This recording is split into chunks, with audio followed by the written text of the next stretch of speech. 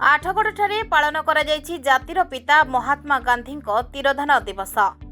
आठगड़ बिजु युव छात्र जनता दल पक्षर पालित हो जाइछि। एही उपलक्षे आठगड़ जगन्नाथ मंदिर ठारू एक शोभायात्रा आठगड़ सहर परिक्रमा करने सह पुराना बसस्टाण्ड ठारे एक सभार आयोजन करा जायथिला। एही कार्यक्रम में अतिथि भाव आठगड़र विधायक रणेन्द्र प्रताप स्वाई, वरिष्ठ साहित्यिक प्रोफेसर डॉक्टर नारायण पंडा जोगदे गांधी जीवनशैली उपर आलोकपात करथिले।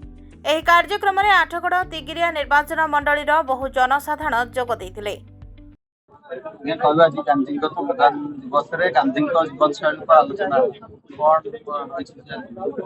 गांधी जी हेले north star guiding light for this country.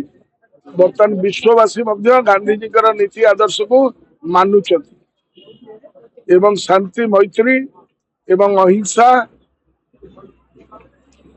एवं सत्यर मार्ग रे सारा विश्व जदि न जीव तेरे विश्व विपत्ति घटित। से आज जो माने हिंसा ना राजनीति करुछंती, हिंसा को आयुध करकिना जो माने क्षमता दखल करने इच्छा करुछंती, सेमानकु ये शिक्षा हवा दरकार जे देशर एकता विविधता भितर एकता एवं ऐक्यता अखंडता बजाय रखिबा पई हेले हिंसा को परिहार करिया पई पड़िबो, सत्य मार्ग रे चलिया पई पड़िबो। ये है वार्ता जो वार्ता नुआ जेनेरेशन पिला माने जानिबा दरकार।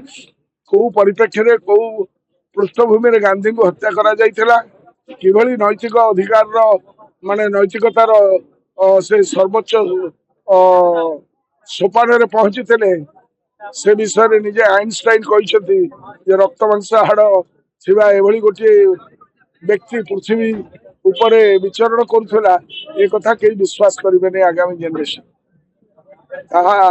जो आमर नुआ पीढ़ी लोक मैंने पिला माने व्हाट्सएप यूनिवर्सिटी विश्वास करथिबा लोक माने सेमाने जेभली भाव में द्वारा प्रभावित न होई प्रकृत इतिहास को तर्जमा करने दरकार। जनता युव जनता को बहुत बहुत बधाई दूँ। आठगड़रू नरसिंह राउत को रिपोर्ट, हर्षिका मीडिया।